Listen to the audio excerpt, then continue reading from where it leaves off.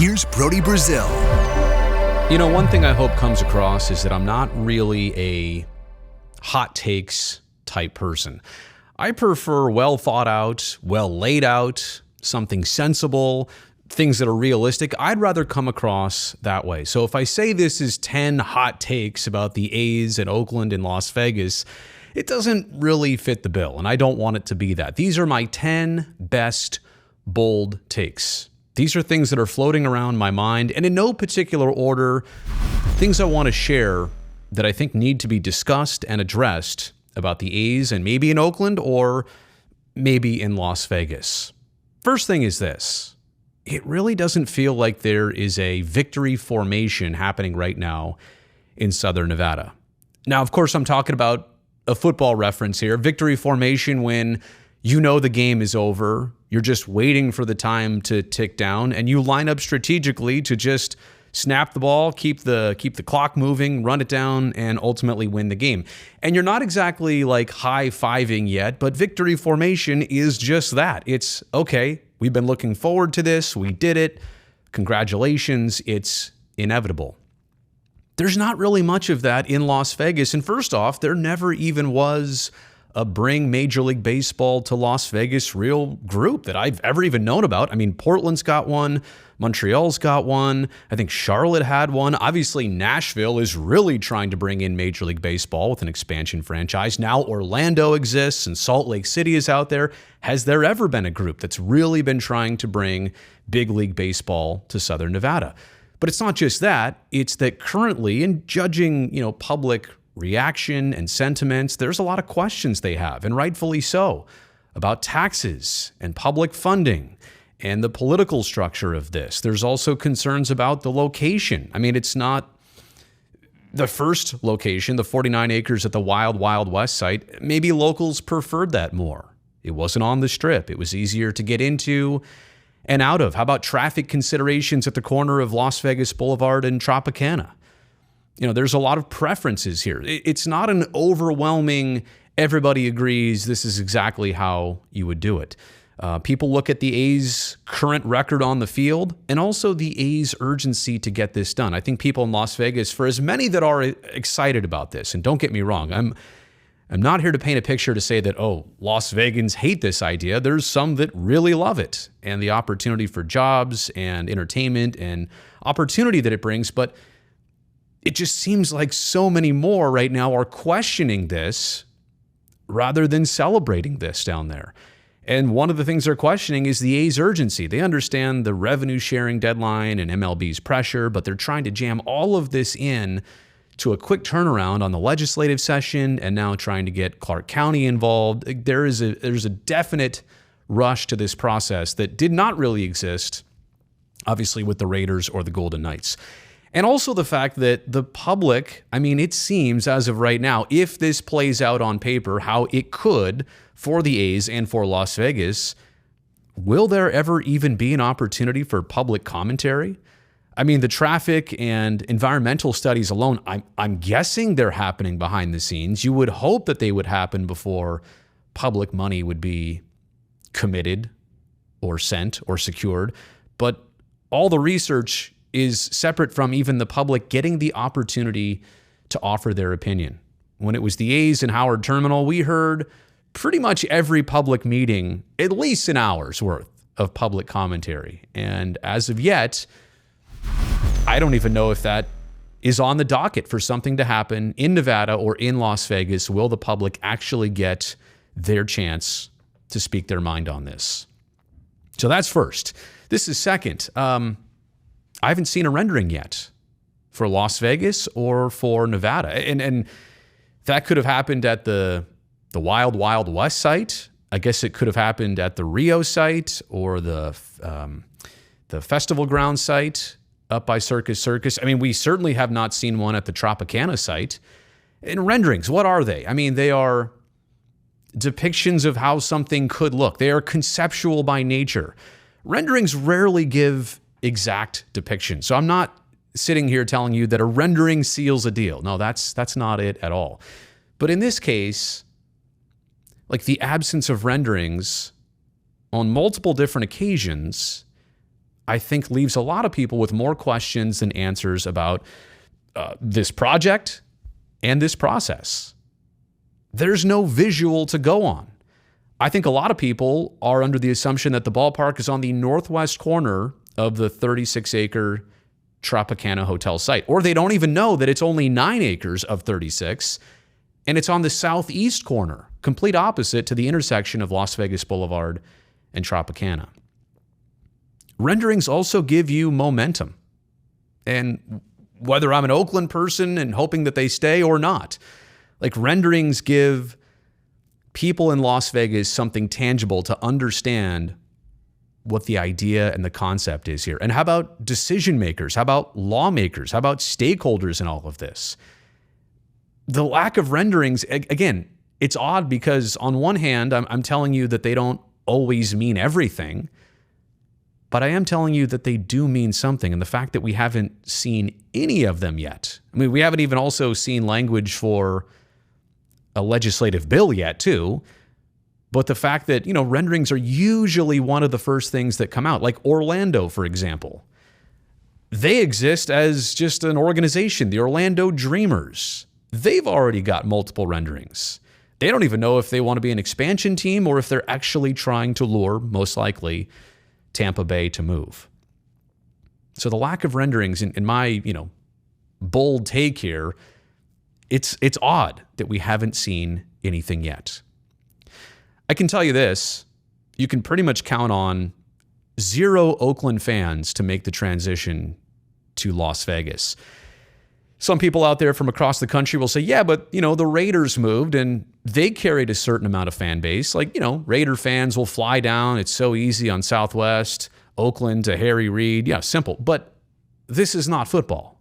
And this is not the Raiders, who existed in Oakland, then existed in Los Angeles, then came back to Oakland, then moved to Las Vegas. The Raiders have always been more of a regional fan base. And look, that's just the nature of football, but that's also specifically the nature of how the Raiders have projected themselves over decades. And they only play 1 game a week.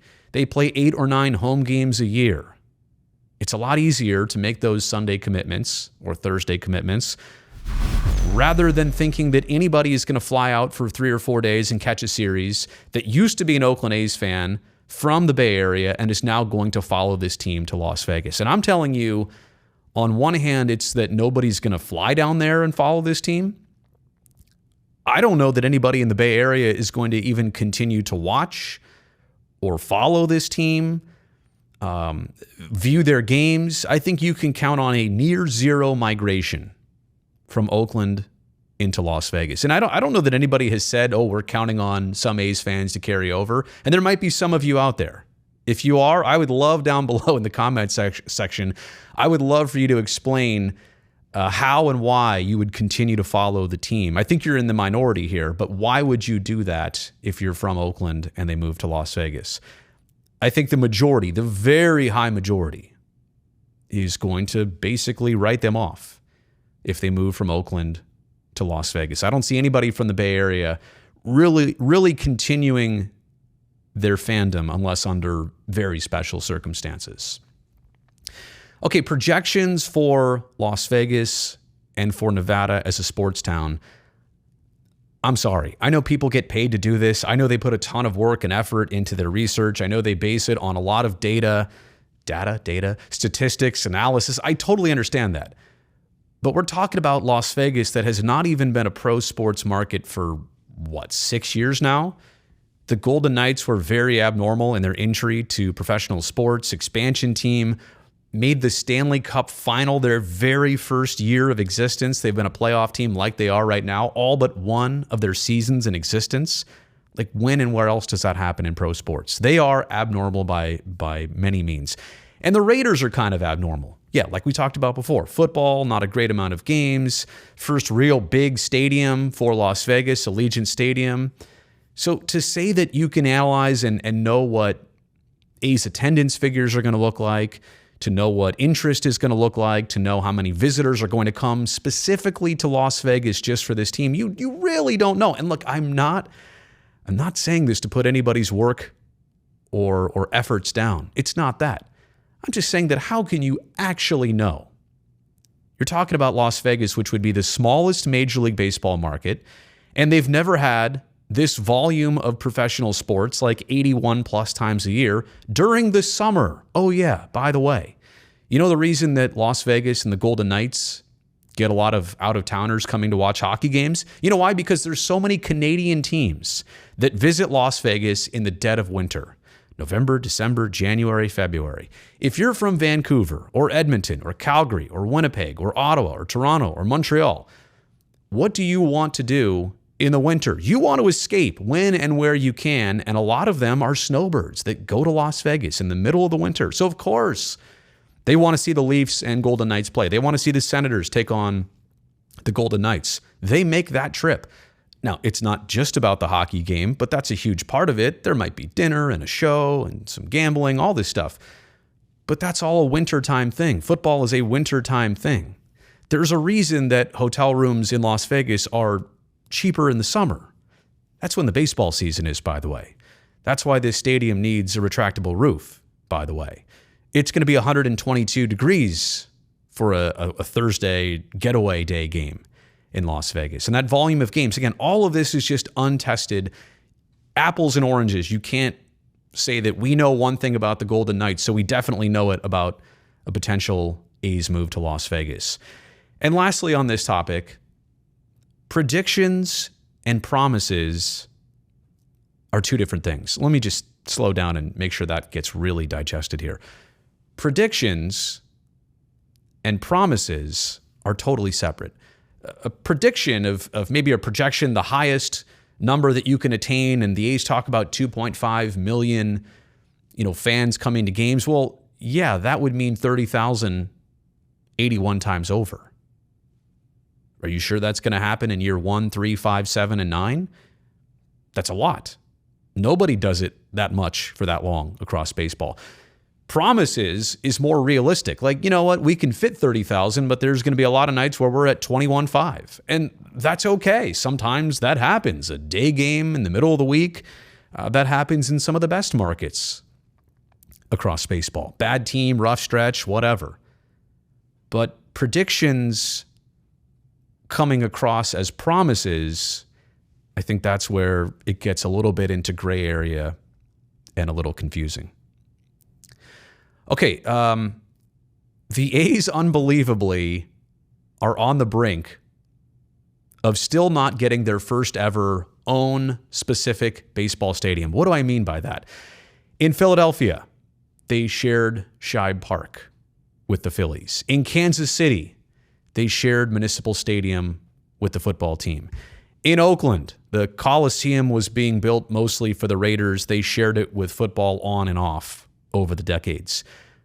The A's as a baseball team that has existed since the beginning of the 1900s, they have never had a stadium built just for them and just for baseball.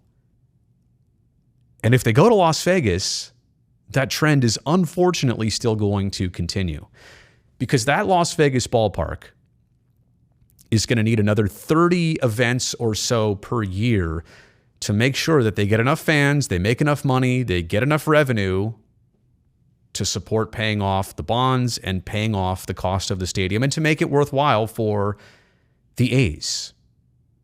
And because this has to be a multi-purpose venue, because there need to be concerts there and, I don't know, like monster trucks like they do at the Coliseum, is there even space for that? I don't know. Because all of these other events, the configuration of this ballpark may not be the most optimal baseball configuration. Like, do you really want all those bleacher seats out there if they're behind the stage of a concert? No, probably not.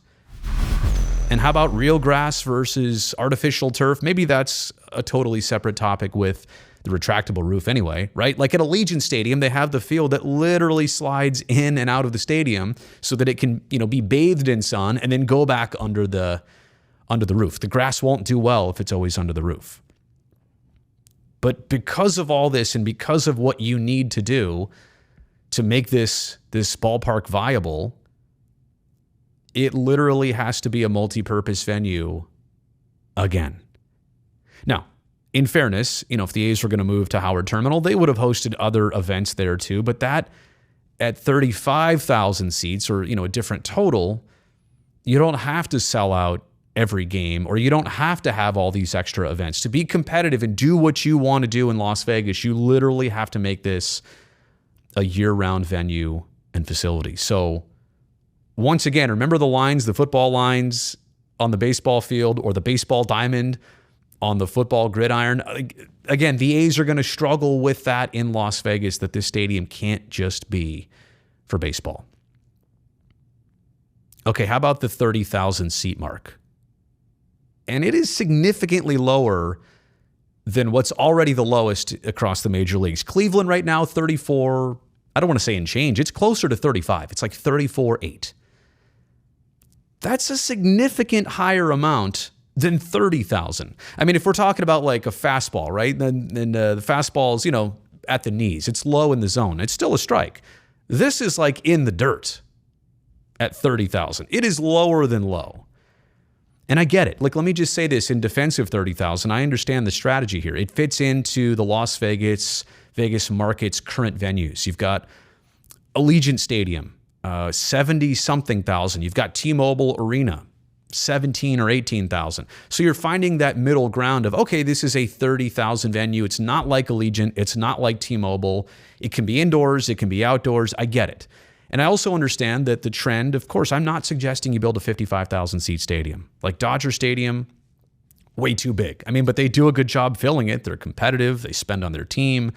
The Coliseum, look at that. I mean, a relic, but that's how they used to build them. I totally understand that a ballpark these days should be in the 35, maybe 40,000 seat range, but honestly closer to 35. But 30,000, to me, kind of suggests that maybe there's even a concern about drawing regular volumes. Like, to go that low. If everybody else is doing, 35 at the lowest, why go lower than that? Like, maybe it realistically is that unknown we were talking about before. You don't know the Las Vegas market. You don't know what a losing team year 7 in Las Vegas looks like, and this ultimately plays it safe. So maybe there is this concern, and maybe that's why the 30,000 total is where it's at. But I would also say that if you cut it that low, if you really cut it down to 30,000, you can't ever have an all-star game with 50,000 people there. You can't expand this. You can't maximize on a playoff game. You can't really, if you're playing it safe, you can't have the other side of it too. You can't have the packed atmosphere of like the Coliseum and a playoff game. And yeah, I know it happens once in a while, but you can't have that. You only get small, tiny, and constrained. So the 30,000 seat mark, I mean, my take on this is that it sets the bar quite low. Really does. Okay, how about Las Vegas and the way that they are handling all of this? They are mindful of I was trying to be cute here, MLB, Plan B. And what's weird is that the A's are, I guess, Plan A right now, like they're the Oakland A's, but also Plan A. Oh my gosh, too cheesy. Okay. Plan B for Las Vegas, and I'm not saying this in terms of any order, it's just the other thing that they need to be mindful of is expansion. Major League Baseball, in my mind, 1,000% is going to either expand or officially announce expansion here in the 2020s decade. And they're going to do it out east and they're going to do it out west. In my mind, Nashville out east is a lock. And congratulations, Stu. I love you. I can't wait for that to happen. So what does Major League Baseball do out west? Like I said before, there's interest groups in Portland and Salt Lake City. And I've never seen a real legit interest group in Las Vegas, or one that's very formal and outgoing and forthright. But through this exploration of the A's, and I think one of the reasons why baseball even suggested it years ago is to just figure out what exists down in Las Vegas. And they're going through this process almost as like a dress rehearsal for if they ever did announce expansion down there. If Las Vegas doesn't land the A's here and now, It's my opinion that they really still are aiming to preserve their future chances. They don't want to leave a bad taste in baseball's mouth. No, we don't do public money. No, you got to figure this out on yourself. My thought is, at the very minimum, kind of like what they've done, they'll offer something. Now, Nevada didn't offer everything. The A's asked for $395 million of public money. In fact, they actually came down from $500 to $395. And then Nevada said, how about $195? So they're trying to maintain a good impression. They're trying to extend the olive branch and say, hey, you know what? We support this. We want baseball here, but we're only going to do it to something we're comfortable with. Like, they could have also hypothetically said no public money. Does Major League Baseball ever consider Nevada or Las Vegas in the near term if they said no public money for the A's? Again, in my mind here, Las Vegas is very mindful of a plan B, and if this doesn't work for whatever reason, they're still trying to leave a good impression with Major League Baseball. So they need to offer the A's something here versus nothing. And I think so far it's plain to see that they've absolutely done that. Okay, let's move on to the big one here. This could honestly be its own entire separate video. So hang on, this one's going to be a whopper. Everybody talks about the stadium expense as the big deal for the A's. Can they afford it? Why are they negotiating on, $70, $75 million, $120 million? If it's not that big a deal, just pay it, get it done with, and start your stadium building process. But what if I told you that everybody right now is focused on $1.5 billion? How do you pay for that ballpark? And, can the A's afford it? That is the biggest expense of everything here. That's the biggest deal. When in reality, the stadium expense is not the big deal. I mean, it is right now, but in the bigger picture and the sustainability of a potential Las Vegas A's, the stadium expense is not the big one. You're looking at a $1.5 billion starting place for the ballpark. Like every other construction project in the history of construction, it's probably going to go up from there. And it could be 1.6 or 1.7 or 2.1, whatever it is. Probably going to cost more, but that is a significant amount. But put that amount right next to an additional $1 to more likely probably $2 billion every 10 years that the A's are going to have to start paying more for player salaries. Let me step back here and give you an analogy real quick. Kind of like a young person or family who is renting a small condo. And, you've got a couch here and a bed in the other room. And then all of a sudden, though, you come across some money or a situation, or there's the opportunity to buy your own house.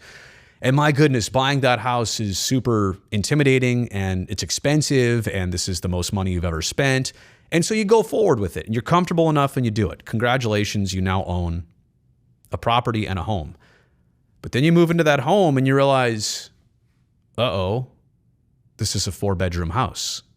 We literally have one bed and the one couch we had at the apartment and the one table. It was our dining room table. We've got a family room, a kitchen nook, a dining room. Like, we don't have everything that we need. And it's not your fault. You just never had it before. You weren't ready for this. And a lot of you know kind of where I'm going with this. Buying the house is one thing, but then re-landscaping it or taking care of maintenance of it or adding the furniture inside, if you never had it, that stuff all starts to add up. And the problem is, if you're in Las Vegas, you're going to be bringing people into your house. You can't have crummy furniture. You can't have an unmaintained lawn in the front yard. You have to make it nice to compete. And that's my next point, which I'll get to in a second. But the cost of furnishing this house is equal to, or in this case, like we can crunch the numbers. The A's right now in 2023 have a $60 million payroll per year, or this year, I should say. The league average right now is $100 million more than that. So do $100 million times 10 years, add in some inflation along the way. And let's just say that some years you have to spend more than the league average to maintain a very competitive product. I said $2 billion. I stand by that. Maybe it's 1.7, but high ones or $2 billion every 10 years. This is also not just a one-time thing. This is going to happen in the first 10 years, the next 10 years, and 10 years after that. The A's haven't had to go this high route with the salaries before. Now they have to. And that gets to my next point. Why do they have to? If you don't maintain your players, if you don't bring in the spotlight players, if you're always banking that, well, people will come to A's games in Las Vegas to see Shohei Ohtani, maybe on the Dodgers, to see Aaron Judge on the Yankees, to see whoever, you name it. If you're only coming to see the other team's superstars, is that the sustainable model of baseball you really want to build? You have to build your own exciting product. You have to pay for your players. You have to sign free agents. You really have to go in here. You know why? It's not just for your own sake. It's because you are competing on an every night basis with Cirque du Soleil, with the Blue Man Group, with David Copperfield, with Tiesto. You're competing with Tiesto on a Friday night for the night game against Cleveland or Tiesto's concert starting at 8:15 or whatever. He's probably more like 10:30, but you understand. You could probably do both, but you're competing with Vegas entertainment. You can't put out a bad product. And that's my point here. Like, would you go see bad concerts? You wouldn't. And look, I'm saying all of this stuff because I've been to Las Vegas enough. I'm also from Northern California where we don't have all this cool stuff. We don't have Vegas entertainment or atmosphere. Who does? Maybe Nashville, but it's rare, right? It's rare that this happens. So that's why this is so unique. You know, like in the East Bay on a Friday night, there's not all these choices. And so an A's game outside in the summer, maybe fireworks. So yeah, that's a pretty good option for a family. And again, different demographics of people coming to these games, whether you're in the Bay Area or Las Vegas. But the generality is this: you need to put on a good product. You need to pay for that product.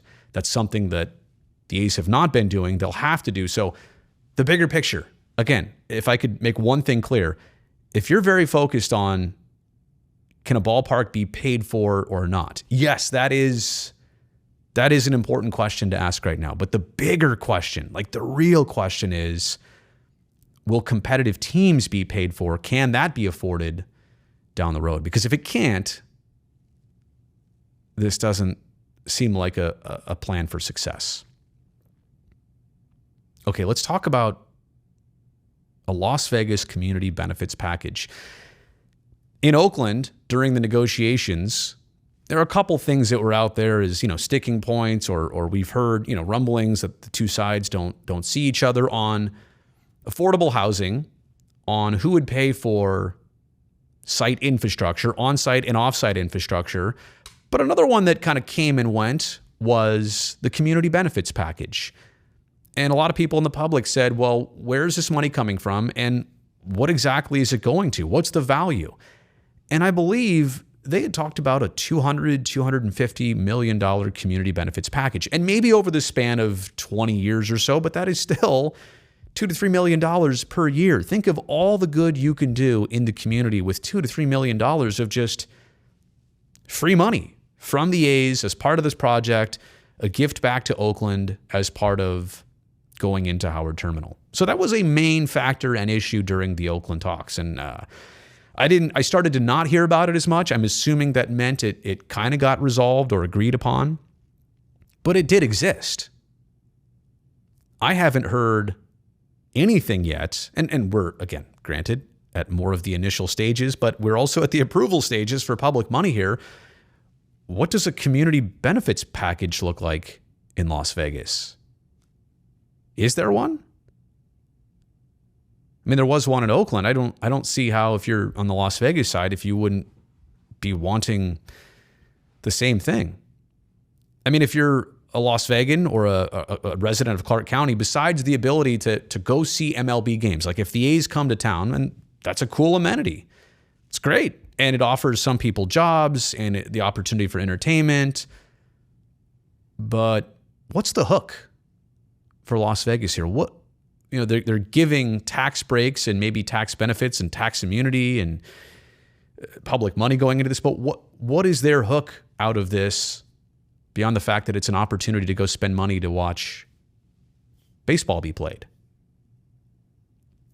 You look at like the Howard Terminal site. That's an area that could use a jumpstart. You even look at the 49 acres of the Wild Wild West casino site where the A's were initially exploring in Las Vegas. I take it back. Initially, there was the Rio site, there was the festival grounds. But I'm saying like certain areas, certain pieces of real estate, they need improvement. And of course you want to give a little kickback to help jumpstart that. But at the corner of Las Vegas Boulevard and Tropicana, does that property need a jumpstart? Sure. The property probably needs a brand new hotel, and Tropicana is old and ancient, and some people are sentimental about even that going away, but I digress. But jobs and development, like at that location, are already happening or probably will happen with or without the Oakland A's relocating. So I kind of ask again, what is the perk to Las Vegas beyond getting a team? Where's the community benefits package? And let me just say this. I'm not an expert on this. I don't want to harp on this. I don't want to ruffle up an extremely sore subject, but I am doing research on Las Vegas. I am very, very ingrained in what's going on here these days. And one of the things I read is that the state of Nevada ranks 49th out of 50th. 49 out of 50 in education. And look, I can't even get it across right. The state of Nevada ranks 49 out of the 50 states in education. And I think when they say that, they literally are meaning like funding for schools, and schools are struggling to a large degree. This is a way to give something back, like instantly right there. I can tell you exactly where it could and should go. And maybe this is part of the deal. Like the deal has not even been beneficially presented. But if I'm presenting it, I would also make known this is part of it. And again, if I said that the deal in Oakland was $200 and something million of value over however many years, the A's are asking for $395 million, but I don't see publicly what the give back would be. And I also understand that the stadium site initially at the Wild Wild West site was going to go back to public domain. Public would own it. I think the public might also pay property tax on it, or the A's wouldn't. Again, I don't want to get too far into the weeds on this, but giving the public the stadium ownership, I don't know holds the same weight as giving them literally cash or something of tangible value in return. Okay, I think this is the last one here. You can talk about the best case scenario from an Oakland perspective all you want. Twists and turns, and all of a sudden, two sides are back on the table. However you want to play it out. Like, there's like 6 different paths to get back to Oakland and the A's talking again and coming to an agreement. Like, I don't even want to go down all the options. But in a best case scenario, if these two sides could see each other again, if they could strike a deal, if they could come to an arrangement, it still comes with so much turbulence that we've been experiencing in the last month, like really intense, in the last 6 months of silence and wondering, in the last year of city council meetings and forward momentum turned into nothing at all on April 19th, or the last couple years when there was the Laney College site or the Peralta site, and then Howard Terminal and Howard Terminal or bust. Like, there's been some turbulence, and because of it, there is a lot of healing left in Oakland. My point is that even if the commitment is made tomorrow, Oakland across the chest for the next 50 years, that commitment will go a long way. I think most of you watching right now would say, whoa, that's all I need. But I'm also here to say some of you, that's still not enough. You still need to see other things happen. It'll go a long way. I don't know for everybody if it goes all the way. And all of this here kind of, as we approach eventually a really interesting 2024 baseball season for the A's. They're under lease at the Coliseum. I doubt that they relocate before that. This just doesn't make financial sense, and there's too many things. Major League Baseball needs to make a schedule soon. But will they play 2024 as definitely the last season in Oakland? Maybe the last season in Oakland, like we don't know yet. Or not at all the last season in Oakland. And we'll get there in time. We are, obviously 9+ months away from approaching that. But the bigger picture here is that a lot of healing still needs to happen.